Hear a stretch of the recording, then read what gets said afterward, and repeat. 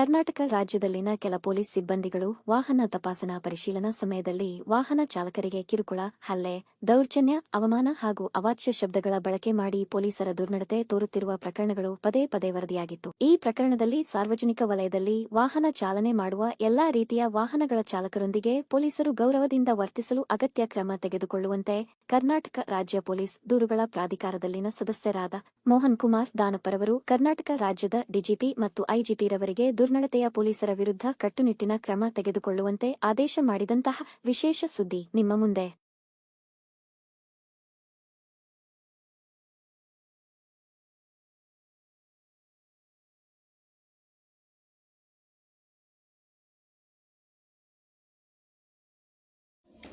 Sir, ಇವತ್ತು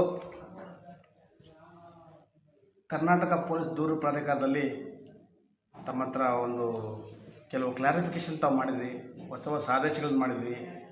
ಅದ್ರ ಬಗ್ಗೆ ಕರ್ನಾಟಕ ಜನತೆಗೆ ಅದನ್ನು ಬಹಿರಂಗಪಡಿಸ್ತಾ ಏನು ನಮ್ಮ ಬೆಂಗಳೂರು ದೂರು ಪ್ರಾಧಿಕಾರದಲ್ಲಿ ಏನಿದೆ ಅಂತೇಳಿ ತಮ್ಮನ್ನು ಮಾತಾಡ್ಸಕ್ಕೆ ಬಂದಿದ್ದೀವಿ. ತಮಗೆ ಧನ್ಯವಾದ ತಿಳಿಸ್ತೀವಿ ತಮ್ಮ ಚಾಲನೆಯಿಂದ.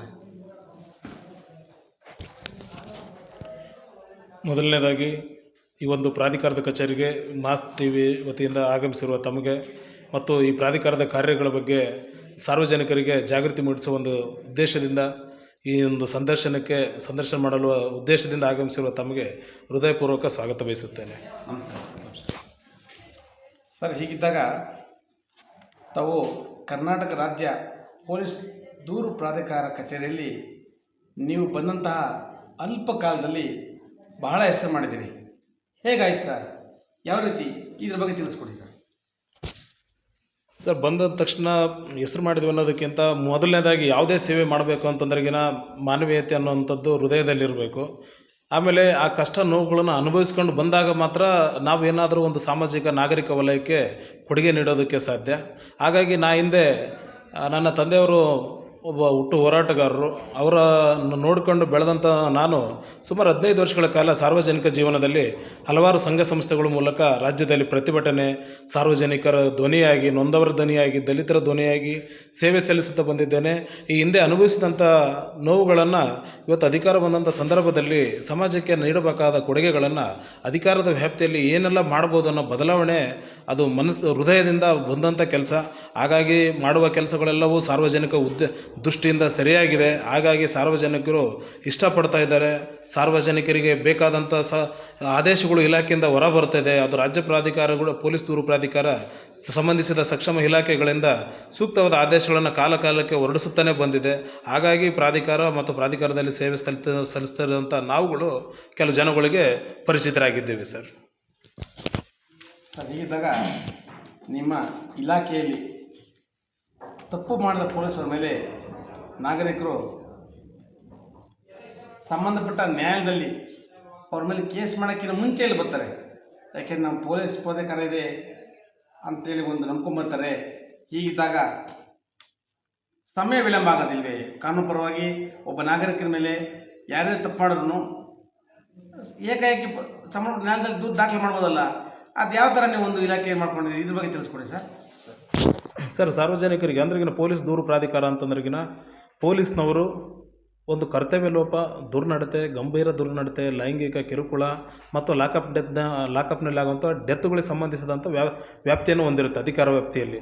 ಇದರಲ್ಲಿ ಸಾರ್ವಜನಿಕರು ಪೊಲೀಸ್ ಠಾಣೆಗಳಿಗೆ ತಮ್ಮ ಯಾವುದೇ ಒಂದು ದೌರ್ಜನ್ಯ, ದಬ್ಬಾಳಿಕೆ ವಿರುದ್ಧ ಠಾಣೆಗೆ ದೂರು ಕೊಡಲು ಹೋದಂಥ ಸಂದರ್ಭದಲ್ಲಿ ಠಾಣೆಯ ಅಧಿಕಾರಿಗಳು ಯಾವುದೇ ರೀತಿ ದೂರನ್ನು ಸ್ವೀಕರಿಸದೇ ಇದ್ದಲ್ಲಿ ಅಥವಾ ದೂರನ್ನು ಪಡೆದುಕೊಳ್ಳೋದಕ್ಕೆ ವಿಳಂಬ ಮಾಡಿದಂಥ ಸಂದರ್ಭದಲ್ಲಿ, ಅಂಥ ಸಂದರ್ಭಗಳಲ್ಲಿ ನಮ್ಮಲ್ಲಿ ಆ ಪೊಲೀಸ್ ಅಧಿಕಾರಿಗಳ ವಿರುದ್ಧ ದೂರು ಸಲ್ಲಿಸೋದಕ್ಕೆ ಇದು ಒಂದು ಪ್ರಾಧಿಕಾರ ಸರ್. ಇದರಲ್ಲಿ ಈ ರಾಜ್ಯ ಪೊಲೀಸ್ ದೂರು ಪ್ರಾಧಿಕಾರ ಮತ್ತು ಜಿಲ್ಲಾ ಪೊಲೀಸ್ ದೂರುಗಳ ಪ್ರಾಧಿಕಾರದ ವ್ಯಾಪ್ತಿಗಳು ತಮಗೆ ಈ ಮೂಲಕ ತಿಳಿಸೋದೇನೆಂದರೆ, ಕರ್ನಾಟಕ ರಾಜ್ಯ ಪೊಲೀಸ್ ದೂರು ಪ್ರಾಧಿಕಾರ ಅಂದರೆ ರಾಜ್ಯದಲ್ಲಿ ಹೆಡ್ ಕ್ವಾರ್ಟರಲ್ಲಿ ಪ್ರಸ್ತುತ ಇದು ಕಾರ್ಯನಿರ್ವಹಿಸುತ್ತೆ. ಇದರ ಕೆಳಗಡೆ 31 ಜಿಲ್ಲೆಯಲ್ಲಿ ಜಿಲ್ಲಾ ಮಟ್ಟದ ಜಿಲ್ಲಾ ಪೊಲೀಸ್ ದೂರುಗಳ ಪ್ರಾಧಿಕಾರ ಕಾರ್ಯನಿರ್ವಹಿಸುತ್ತಿರುತ್ತದೆ. ರಾಜ್ಯ ಪೊಲೀಸ್ ದೂರುಗಳ ಪ್ರಾಧಿಕಾರದಲ್ಲಿ ಅಡಿಷನಲ್ ಎಸ್ ಪಿಯಿಂದ ಅಂದ್ರೆಗಿನ ಅಡಿಷನಲ್ ಎಸ್ ಪಿಗಿಂತ ಉನ್ನತ ಹುದ್ದೆ, ಪೊಲೀಸ್ ಅಧಿಕಾರಿ ಉನ್ನತ ಹುದ್ದೆ ಎಲ್ಲಿವರೆಗಿದೆ ಅವರು ನಮ್ಮ ರಾಜ್ಯ ಪೊಲೀಸ್ ದೂರುಗಳ ವ್ಯಾಪ್ತಿಗೆ ಬರುತ್ತದೆ. ಪೊಲೀಸ್ ಕಾನ್ಸ್ಟೇಬಲ್ನಿಂದ ಹಿಡಿದು DYSP ಹಂತದ ರ್ಯಾಂಕ್ನ ಸಿಬ್ಬಂದಿಗಳ ವಿರುದ್ಧ ಜಿಲ್ಲಾ ಮಟ್ಟದ ದೂರು ಪ್ರಾಧಿಕಾರ ಅವರ ಪ್ರಕರಣಗಳ ದೂರುಗಳನ್ನು ಸ್ವೀಕರಿಸಿ ಸೂಕ್ತ ವಿಚಾರಣೆ ಕೈಗೊಂಡು ತಪ್ಪಿತಸ್ಥ ಪೊಲೀಸ್ ಅಧಿಕಾರಿಗಳ ವಿರುದ್ಧ ಸೂಕ್ತ ಕಾನೂನು ಕ್ರಮ ಕೈಗೊಳ್ಳುತ್ತೆ. ಅದೇ ರೀತಿ ಸರ್ಕಾರಕ್ಕೂ ಕೂಡ ಶಿಫಾರಸು ಮಾಡುತ್ತೆ ಸರ್. ಸರ್ ಹೀಗಿದ್ದಾಗ ಪೊಲೀಸವ್ರ ಮೇಲೆ ಕೇಸ್ ಮಾಡ್ತೀರಾ ಅಂದರೆ ಅವ್ರ ಮೇಲೆ 17A ಫಾರ್ಮ್ ತೊಗೊಬನ್ನಿ, ಪೊಲೀಸ್ ಪರ್ಮಿಷನ್ ತೊಗೊಬನ್ನಿ ಅಂತಾರೆ. ಇದನ್ನು ನೀವೇ ಕೊಡ್ತೀರಾ ಸರ್? ಇದ್ರ ಬಗ್ಗೆ ಏನು? ನಮ್ಮಲ್ಲಿ ಯಾವುದೇ ರೀತಿ ಫಾರ್ಮಾಲಿಟೀಸ್ ಇರೋದಿಲ್ಲ ಸರ್. ಯಾವುದೇ ಫಾರಮ್ ತರೋದಕ್ಕೆ ಇರೋದಿಲ್ಲ. ಯಾವುದೇ ರೀತಿ ಠಾಣೆಗೆ ಯಾವುದೇ ಒಬ್ಬ ಸಾರ್ವಜನಿಕ ವ್ಯಕ್ತಿ ಯಾವುದೇ ರೀತಿ ದಬ್ಬಾಳಿಕೆ ದೌರ್ಜನ್ಯ ಮಾಡಿದಾಗ ಯಾವ ರೀತಿಯಲ್ಲಿ ಒಂದು ವೈಟ್ ಶೀಟಲ್ಲಿ ಬರ್ಕೊಂಡೋಗಿ ದೂರು ಕೊಡ್ತೀರೋ ಅದೇ ಪ್ರಕ್ರಿಯೆ ಇರುತ್ತೆ. ಇಲ್ಲಿ ಯಾವುದೇ ರೀತಿ ಇಂಥದ್ದೇ ಫಾರ್ಮೆಟಲ್ಲಿ ಕೊಡಬೇಕು, ಇದು ಹಿಂಗೆ ಕೊಡಬೇಕು, ಇದೇ ರೀತಿಯಲ್ಲಿ ಕೊಡಬೇಕು ಅನ್ನೋದು ಯಾವುದೇ ರೆಸ್ಟ್ರಿಕ್ಷನ್ ಇಲ್ಲ. ನೀವು ಒಂದು ವೈಟ್ ಶೀಟಲ್ಲಿ ಬರ್ಕೊಂಬಂದು ನಿಮ್ಗೆ ಅದು ಅನ್ಯಾಯದ ಬಗ್ಗೆ ದೂರು ಕೊಟ್ಟರಿಗೆ ನಾವು ಸೂಕ್ತ ವಿಚಾರಣೆ ತೊಗೊಳ್ತೀವಿ. ಇದರಲ್ಲಿ ಯಾವುದೇ ರೀತಿ ಫಾರ್ಮೆಟ್ ಮಾಡ್ಕೊಂಡಿಲ್ಲ ನಾವು. ತಾವು ಇತ್ತೀಚೆಗೆ ಪೊಲೀಸರಿಗೆ ನಾಗರಿಕರು ವಾಹನ ಚಲಾಯಿಸುವಾಗ ವಾಹನ ತಪಾಸಣೆ ಪರಿಶೀಲಿಸುವ ಸಮಯದಲ್ಲಿ ನಾಗರಿಕರಿಗೆ ಪೊಲೀಸರು ಅವೇ ಶಬ್ದಗಳಿಂದ ಬೈತಾರೆ, ಪೊಲೀಸರು ಕೆಟ್ಟದಾಗಿ ವರ್ತನೆ ಮಾಡ್ತಾರೆ ಅಂತೇಳಿ ಈ ತಿಂಗಳಲ್ಲಿ ಒಂದು ಆದೇಶ ಮಾಡಿದ್ರಿ. ಇದ್ರ ಬಗ್ಗೆ ತಾವೇನು ಹೇಳ್ತೀರಾ ಸರ್? Yes sir. ಈಗ ಏನಾಗ್ತದೆ, ಎಕ್ಸಿಕ್ಯೂಟಿವ್ ಪೋಸ್ಟ್ ಅಂದ್ರೆಗಿನ ಈಗ ಕೆಳಗಡೆ ಪೊಲೀಸ್ಲಿಂದ ಹಿಡಿದು DYSP ತನಕ ಸಾರ್ವಜನಿಕ ವಲಯದಲ್ಲೇ ಇರ್ತಾರೆ. ಪ್ರತಿನಿತ್ಯ ಸಾರ್ವಜನಿಕರ ಜೊತೆ ಸಂವಹನ ನಡೆಯುತ್ತೆ. ಯಾಕಂದರೆ ದೂರು ಕೊಡೋದಕ್ಕೆ ಕೆಳಗಿನ ಹಂತದಲ್ಲೇ ಅಧಿಕಾರಿಗಳನ್ನೇ ಸಂಪರ್ಕಿಸ್ತಾರೆ. ಇಂಥ ಸಂದರ್ಭದಲ್ಲಿ ಏನಾಗ್ತದೆ, ಇವತ್ತು ವಾಹನ ತಪಾಸಣೆ ಮಾಡೋಂಥ ಸಂದರ್ಭದಲ್ಲಿ ಕೆಲವು ಪೊಲೀಸ್ ಸಿಬ್ಬಂದಿಗಳು ಏನಾಗ್ತದೆ ಮಿತಿಮೀರಿ ವರ್ತನೆಗಳಾಗ್ತಾ ಇರುತ್ತೆ. ಯಾಕಂದರೆ ಇವತ್ತು ಡ್ರೈವರ್ ಏರಿ ಬಂದು ಅಥವಾ ಪೊಲೀಸ್ನವರು ಏನೋ ಅವರು ದುರ್ವರ್ತನೆ ತೋರಿದ್ರು. ಬಟ್ ಈ ಸಣ್ಣ ಪುಟ್ಟ ದುರ್ವರ್ತನೆಗಳು ಏನಾಗ್ತಾಯಿದೆ, ಎಂಟೈರ್ ರಾಜ್ಯ ಪೊಲೀಸ್ ಇಲಾಖೆಗೆ ಒಂದು ಕಪ್ಪು ಚುಕ್ಕಿ ಆಗ್ತಾಯಿದೆ. ಬಟ್ ಯಾರು ಪೊಲೀಸ್ ಇಲಾಖೆಯಲ್ಲಿ ದಕ್ಷ ಪ್ರಾಮಾಣಿಕ ಅಧಿಕಾರಿ ಸಿಬ್ಬಂದಿಗಳಿದ್ದಾರೆ, ಅದಕ್ಕೆ ನಮ್ಮ ರಾಜ್ಯ ಪೊಲೀಸ್ ಇಲಾಖೆಗೆ ಹೆಮ್ಮೆ ಇದೆ, ಅದರ ಬಗ್ಗೆ ಎರಡನೇ ಮಾತಿಲ್ಲ. ಆದರೆ ಕೆಲವು ಸಿಬ್ಬಂದಿಗಳು ಮಾಡೋ ದುರ್ವರ್ತನೆ ಇವತ್ತು ರಾಜ್ಯ ಪೊಲೀಸ್ ಇಲಾಖೆಗೆ ಅಪಕೀರ್ತಿ ತರುವಂಥ ಒಂದು ದುರ್ನಡತೆಗಳು ಇತ್ತೀಚೆಗೆ ಆಗ್ತಾ ಇದೆ. ಸೊ ಅದನ್ನು ಸಂಪೂರ್ಣವಾಗಿ ಒಂದು ನಿರ್ನಾಮ ಕಡಿವಾಣ ಹಾಕೋದ್ರಿಂದ ಪೊಲೀಸ್ ಇಲಾಖೆಯಲ್ಲಿ ಸಾರ್ವಜನಿಕರಿಗೆ ಏನು ಆರೋಪಿಸ್ತಾ ಇದ್ದಾರೆ, ಪೊಲೀಸ್ ಅಂದ್ರಿಗೆ ನಾವು ಸಾರ್ವಜನಿಕರಿಗೆ ದಬ್ಬಾಳಿಕೆ ಮಾಡುತ್ತೆ, ದೌರ್ಜನ್ಯ ಮಾಡುತ್ತೆ, ಈ ಒಂದು ಅಪಕೀರ್ತಿಯಿಂದ ಹೊರ ಬರಬೇಕನ್ನೋ ಉದ್ದೇಶ ನಮ್ಮಲ್ಲಿದೆ. ಹಾಗಾಗಿ ಯಾವುದೇ ವಾಹನ ತಪಾಸಣೆ ಪರಿಶೀಲನೆ ಮಾಡಬೇಕಾದ ಸಂದರ್ಭದಲ್ಲಿ ನಿಯಮದಲ್ಲಿ ಏನಿದೆ ಅದೇ ರೀತಿಯಲ್ಲಿ ಪರಿಶೀಲನೆ ಮಾಡಲಿ. ಯಾವುದೇ ನಿಯಮ ಬಾಹಿರವಾಗಿ ಅವರು ವಾಹನ ಚಲಾಯಿಸಿದ್ರೆ ಅದರ ಕಾನೂನಿನ ಅಡಿಯಲ್ಲಿ ಏನು ಕ್ರಮ ತಗೋಬೇಕು ಅದು ತಗೊಳ್ಳೋಣ. ಅದನ್ನು ಮೀರಿ ನಾವು ನಮ್ಮ ಶಿಸ್ತಿನ ಇಲಾಖೆಯಲ್ಲಿ ನಾವು ಅವ್ರ ಮೇಲೆ ಕೆಟ್ಟ ಶಬ್ದಗಳಿಂದ ಬೈಯುವಂಥದ್ದು, ಅನುಚಿತ ವರ್ತನೆ, ಅವಹೇಳನಕಾರಿಯಾಗಿರೋದು, ಅವ್ರ ಮೇಲೆ ಹಲ್ಲೆ ಮಾಡುವಂಥದ್ದು, ದೌರ್ಜನ್ಯ ಮಾಡುವಂಥದ್ದು, ಇದು ನಮ್ಮ ಇಲಾಖೆಗೆ ಒಂದು ಕೆಟ್ಟ ಕಪ್ಪು ಚುಕ್ಕಿ ಆಗ್ತದೆ. ಇದು ಆಗಬಾರ್ದು ಅನ್ನೋದು ನಮ್ಮ ಇಲಾಖೆ ಮುಖ್ಯ ಉದ್ದೇಶ ಸರ್. ಹಾಗಾಗಿ ನಾನು ಇತ್ತೀಚೆಗೆ ಪ್ರಾಧಿಕಾರದ ವತಿಯಿಂದ ರಾಜ್ಯ ಪೊಲೀಸ್ ದೂರುಗಳ ಪ್ರಾಧಿಕಾರದ ಇವರಿಗೆ ರಾಜ್ಯ ಪೊಲೀಸ್ ಮಹಾನಿರ್ದೇಶಕರಿಗೆ ಒಂದು ಪತ್ರ ಬರೆದಿದ್ದೀನಿ. ಇದಕ್ಕೆ ಸೂಕ್ತ ಕ್ರಮ ತೆಗೆದುಕೊಂಡು ಇಂಥ ದುರ್ನಡತೆಗಳು ಮತ್ತೊಮ್ಮೆ ಪುನರಾವರ್ತಿತವಾಗಬಾರ್ದು, ಇದಕ್ಕೆ ಕಡಿವಾಣ ಹಾಕಿ ಅಂತಂತೇಳಿ DG ಅವರಿಗೆ ಒಂದು ನಿರ್ದೇಶನ ನೀಡಿದೆ ಸರ್. ತಮ್ಮ ಒಂದು ಇಲಾಖೆ ಟ್ರಾಫಿಕ್ ಅವ್ರಿಗೆ ಸಂಬಂಧಪಡುತ್ತಾ ಅಥವಾ ಲಾ ಆ್ಯಂಡ್ ಆರ್ಡರ್ ಇದಕ್ಕೆ ಮಾತ್ರ ಸಂಬಂಧಪಡುತ್ತಾ ಸರ್? ನಮ್ಮಲ್ಲಿ ಪೊಲೀಸ್ ಇಲಾಖೆ ಅಂತ ಅಷ್ಟೇ ಇರುತ್ತೆ ಸರ್. ಅದು ನಮ್ಮ ಪೊಲೀಸ್ ಇಲಾಖೆಯಲ್ಲಿ ವಿಭಾಗಗಳು ಹಲವಾರು ಇದೆ. ಟ್ರಾಫಿಕ್ ಪೊಲೀಸ್ ಅಂತ ಇದೆ, ಲೋಕಾಯುಕ್ತ ಅಂತ ಇದೆ, ಆಮೇಲೆ ನಮ್ಮಲ್ಲಿ ಆಂತರಿಕ ಭದ್ರತೆ ಅಂತ ವಿಭಾಗ ಇದೆ, ಆಮೇಲೆ L&O ಅಂತ ಇರುತ್ತೆ. ಇದರಲ್ಲಿ ವಿಭಾಗಗಳು ಬೇರೆ ಬೇರೆ. ಬಟ್ ನೇಮಕಾತಿ ನಡೆಯೋದು ಕರ್ನಾಟಕ ರಾಜ್ಯ ಪೊಲೀಸ್ ಇಲಾಖೆ ಅಂತಲೇ ಆಗಿರುತ್ತೆ. ಯಾವುದೇ ಪೊಲೀಸ್ ಇಲಾಖೆಯಲ್ಲಿ ಯಾವುದೇ ಇಲಾಖೆಯಲ್ಲಿ ಕೆಲಸ ಮಾಡೋ ಪೊಲೀಸ್ ಅಧಿಕಾರಿಗಳ ವಿರುದ್ಧ ಆರೋಪ ಬಂದರೆ ಕಡ್ಡಾಯವಾಗಿ ರಾಜ್ಯ ಪೊಲೀಸ್ ದೂರುಗಳ ಪ್ರಾಧಿಕಾರನೇ ವಿಚಾರಣೆ ಮಾಡುತ್ತೆ ಸರ್. ಹೌದು ಸರ್. ಟ್ರಾಫಿಕ್ ಪೊಲೀಸ್ ಕೂಡ ನಮ್ಮದೇ ಪೊಲೀಸ್ ಇಲಾಖೆಯಲ್ಲಿ ಅದೊಂದು ವಿಭಾಗ, ಸಂಚಾರ ನಿಯಂತ್ರಣ ಮಾಡೋದಕ್ಕೆ ಅದೊಂದು ವಿಭಾಗ ಇರುತ್ತೆ ಸರ್. ತಮ್ಮ ಇಲಾಖೆಯಲ್ಲಿ ಇದುವರೆಗೂ ತುಂಬ ಜನ ಪೊಲೀಸ್ ದೂರು ಪ್ರಾಧಿಕಾರ ಮೆಟ್ಲತ್ತಿದ್ದಾರೆ. ಹೀಗಿದ್ದಾಗ ನೀವು ಸಂಬಂಧಪಟ್ಟ ಏನು ತುಮಕೂರು ಕಮಿಷನ್ ಫೈಲ್ ಕಳ್ತೀರಾ, ಬೆಂಗಳೂರು ಕಮಿಷನ್ ಫೈಲ್ ಕೊಟ್ಟು ಸುಮ್ಮನಾಗ್ತೀರಾ?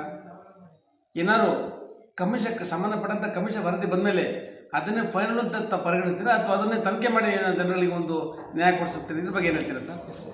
ಸರ್, ಇದರಲ್ಲಿ ಕೇವಲ ಪೊಲೀಸ್ನವ್ರ ವರದಿ ಮೇಲೆ ಅಂತಿಮವಾಗಿ ನಡೆಯೋದಿಲ್ಲ ಸರ್. ಇದೊಂದು ಸಿವಿಲ್ ನ್ಯಾಯಾಲಯದ ಪ್ರಕ್ರಿಯೆಗಳಂತೆಯೇ ಹೊಂದಿದೆ.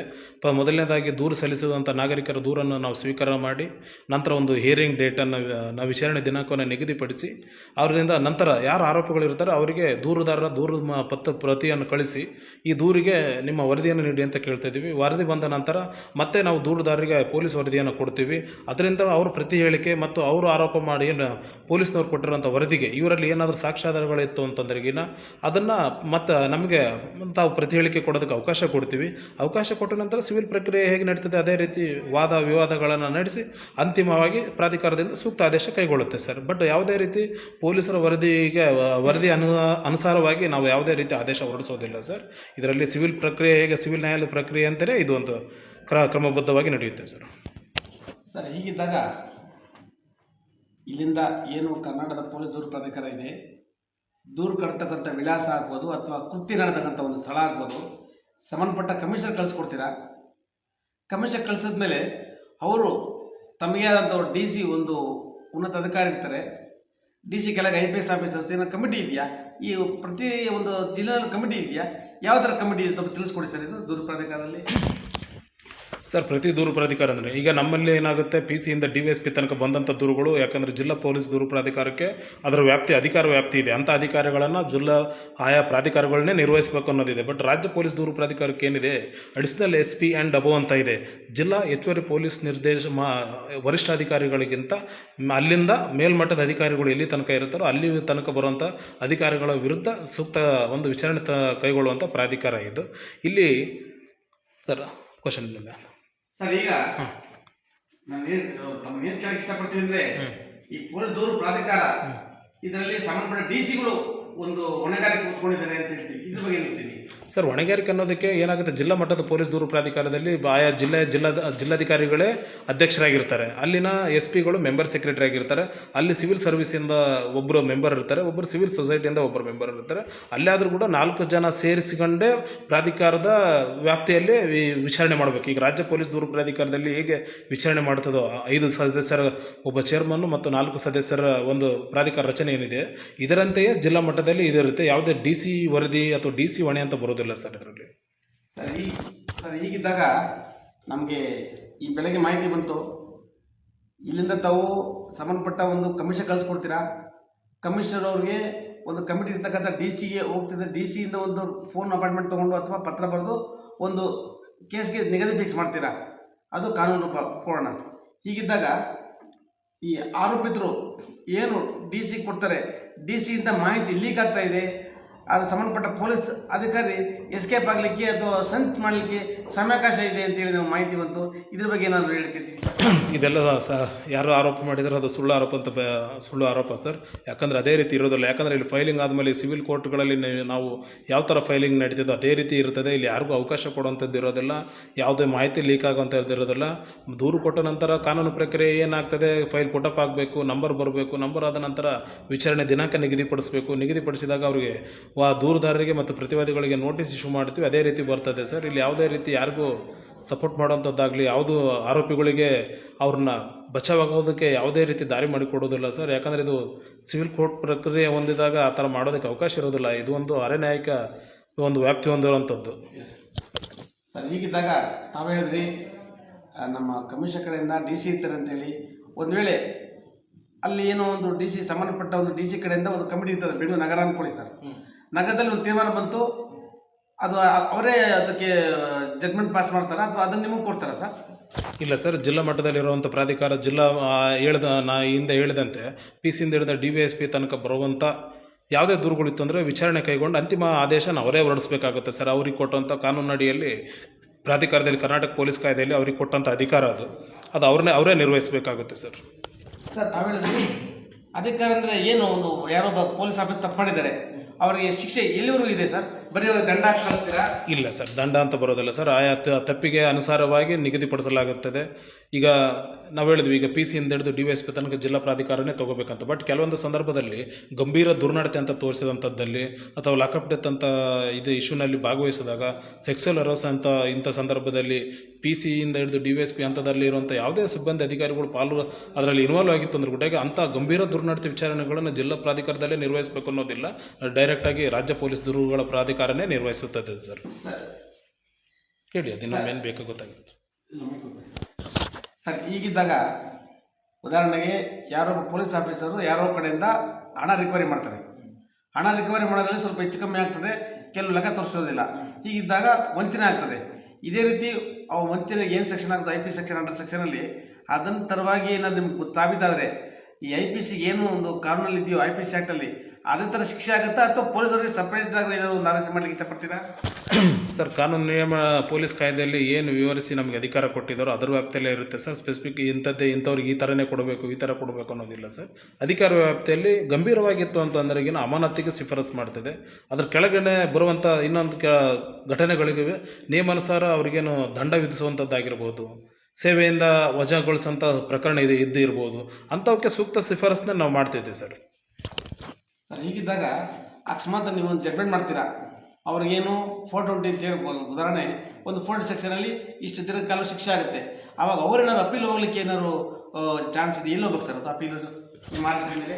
ಸರ್ ನಮ್ಮ ಆದೇಶ ಅಲ್ಟಿಮೇಟಾಗಿ ನಾವು ಸೂಕ್ತ ವಿಚಾರಣೆ ಕೈಗೊಂಡು ಏನು ಆದೇಶ ಮಾಡ್ತೀವಿ, ಇವತ್ತು ಅಮಾನತ್ ಆಗಿರ್ಬೋದು, ಇಲ್ಲ ದಂಡ ಕೊಡೋ ಆಗಿರ್ಬೋದು, ಅಂಥದ್ರ ವಿರುದ್ಧ ನೇರವಾಗಿ ಅವರು ಯಾರು ಆರೋಪಿತರು ಇರ್ತಾರೋ ಅವ್ರ ವಿರುದ್ಧ ಏನಾದರೂ ವಿರುದ್ಧ ಆಗಿತ್ತು ಅಂದರೆ ಅವ್ರು ಹೈಕೋರ್ಟಿಗೆ ಹೋಗಬೇಕಾಗುತ್ತೆ ಸರ್.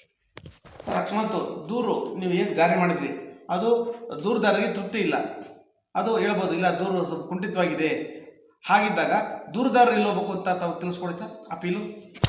ಸರ್ ದೂರುದಾರರಿಗೆ ಅಂತಿಮವಾಗಿ ನಮ್ಮ ಪ್ರಾಧಿಕಾರದಿಂದ ಯಾವುದಾದ್ರೂ ಆದೇಶ ಹೊರಡಿಸಿದಲ್ಲಿ ಅವರಿಗೆ ತೃಪ್ತಿ ಹೊಂದಿಲ್ಲ ಅಂತಂದರೆ ಅಲ್ಟಿಮೇಟಾಗಿ ರಾಜ್ಯ ಉಚ್ಚ ನ್ಯಾಯಾಲಯಕ್ಕೆ ಸಲ್ಲಿಸಬಹುದಾಗಿದೆ ಸರ್. ಅಂದರೆ ಇಬ್ಬರು ಯಾರು ದೂರುದಾರ ಇರ್ಬೋದು, ಆರೋಪಿತರು ಇರ್ಬೋದು, ಯಾರು ಬಂದು ಉಚ್ಚ ನ್ಯಾಯಾಲಯದಲ್ಲೇ ಪ್ರಶ್ನೆ ಮಾಡಬೇಕಾಗುತ್ತೆ ಸರ್. ಸರ್ ಹೀಗಿದ್ದಾಗ ನೀವು ಇದುವರೆಗೂ ಪೊಲೀಸವ್ರಿಗೆ ಏನಾದರೂ ಇಷ್ಟು ಕನ್ಫರ್ಮ್ ಆದಮೇಲೆ ಅವ್ರಿಗೆ ಏನಾದ್ರು ಶಿಕ್ಷೆ ಇಷ್ಟು ಅಂತೇಳಿ ಏನಾದ್ರು ಮಾಡಿಕೊಂಡು ನಿಮ್ಮೊಂದು ಕಾಲಾವಧಿಯೊಳಗೆ ಏನಾದ್ರು ಶಿಕ್ಷೆ ಪಡಿಸೋ ಪ್ರಮಾಣ ಏನಾದ್ರು ಮಾಡಿ ಆಕ್ಷನ್ ತಗೊಂಡು ಇದ್ರ ಬಗ್ಗೆ ತಿಳಿಸ್ಕೊಡಿ ಸರ್. ಸರ್ ನಾನು ಬರೋದಕ್ಕಿಂತ ಹಿಂದೆ ಒಂದಿಬ್ಬರು ಅಧಿಕಾರಿಗಳ ವಿರುದ್ಧ ಅವರು ಮಾಡಿರೋ ತಪ್ಪು ಪ್ರೂವ್ ಆಗಿರೋದರಿಂದ ಈಗಾಗಲೇ ಸರ್ಕಾರಕ್ಕೆ ಶಿಫಾರಸು ಮಾಡಿದೆ. ಅಂತಿಮ ಸದ್ಯದಲ್ಲಿ ಅವ್ರ ವಿರುದ್ಧ ಕ್ರಮ ಕೈಗೊಳ್ಳುವುದಾಗಿ ಇಲಾಖೆಯಿಂದ ಮಾಹಿತಿ ಇದೆ.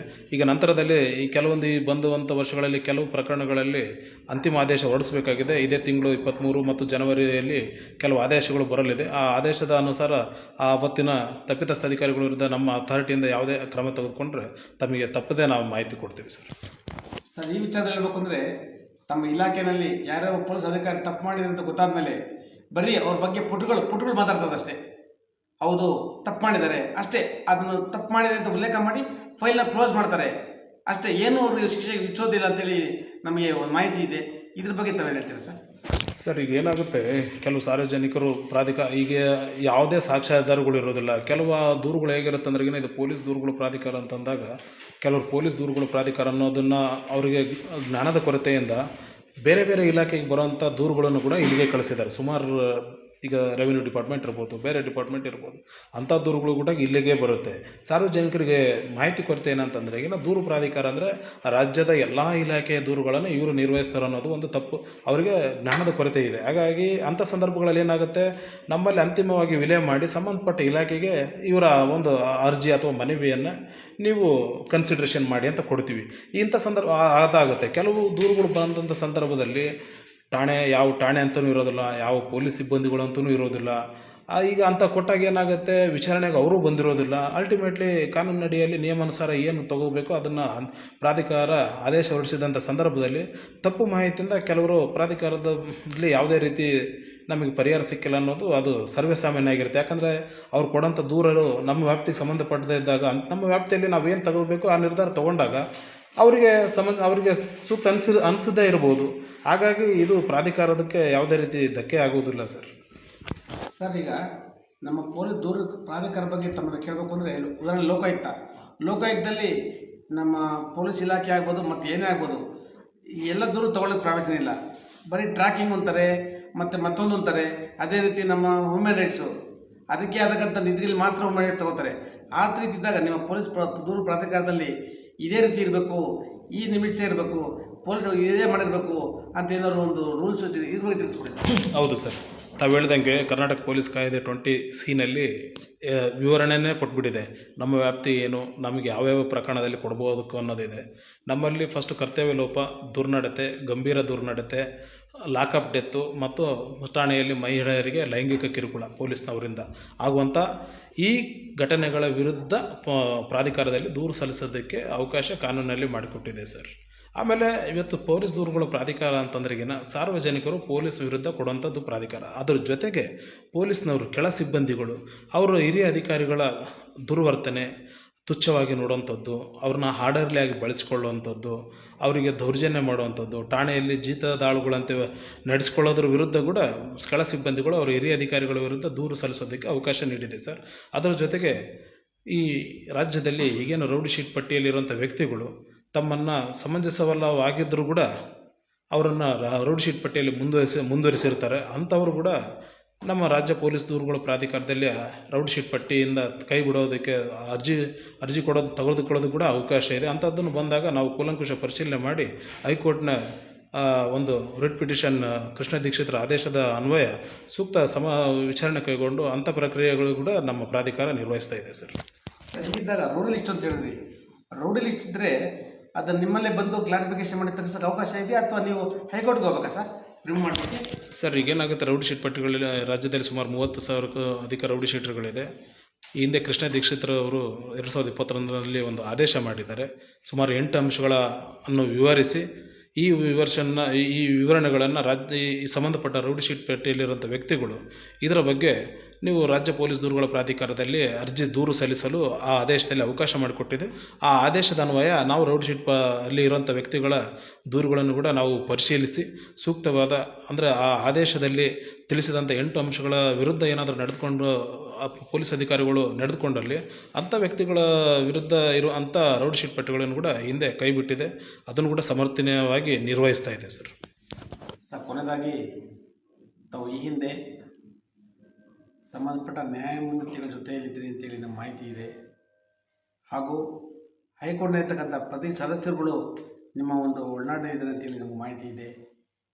ಜೊತೆಗೆ ಏನು ಈ ನಮ್ಮ ಪೊಲೀಸ್ ದೂರು ಪ್ರಾಧಿಕಾರದಲ್ಲಿ ನಿಮ್ಮ ಹೆಸರು ಬಹಳ ಒಂದು ಉನ್ನತ ಒಂದು ಸ್ಟೇಜಲ್ಲಿ ಅಂತ ಹೇಳ್ಬೋದು. ಯಾಕೆಂದರೆ ಪೊಲೀಸರು ಎಗಸ್ಟಾಗಿ ಈ ತಿಂಗಳು ಒಂದು ಆದೇಶ ಮಾಡಿದ್ರಿ.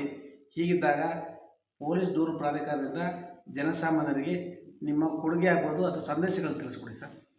ಸರ್, ರಾಜ್ಯ ಪೊಲೀಸ್ ದೂರುಗಳ ಪ್ರಾಧಿಕಾರ ಕಾರ್ಯನಿರ್ವಹಿಸ್ತದೆ ಅಂದ್ರೆಗಿನ ಇದರಲ್ಲಿರುವಂಥ ಮುಖ್ಯವಾಗಿ ನನ್ನೊಬ್ಬನಿಗೆ ಯಾವುದೇ ರೀತಿ ಕ್ರೆಡಿಟ್ ಬರೋದಿಲ್ಲ ಸರ್. ಯಾಕಂದರೆ ಇದರಲ್ಲಿ 5 ಜನ ಇದ್ದೀವಿ. ಇವತ್ತು ಕರ್ನಾಟಕದಲ್ಲಿ ತುಂಬಾ ದಕ್ಷ ಪ್ರಾಮಾಣಿಕವಾಗಿ ಕಾರ್ಯನಿರ್ವಹಿಸಿದಂಥ ಹೈಕೋರ್ಟಿನ ನಿವೃತ್ತ ನ್ಯಾಯಮೂರ್ತಿಗಳಾದ ಜಸ್ಟಿಸ್ NK ಸುಧೀಂದ್ರ ರಾವ್ ಸಾಹೇಬರು ಇಲ್ಲಿ ಅಧ್ಯಕ್ಷರಾಗಿ ಕಾರ್ಯನಿರ್ವಹಿಸ್ತಾ ಇದ್ದಾರೆ.